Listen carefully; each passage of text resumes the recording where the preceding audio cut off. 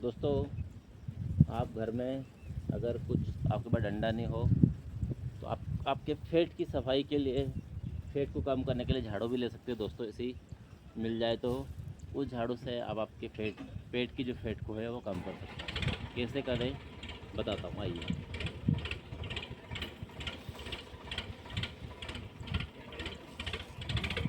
10-10 के फैट हमारी दोस्तों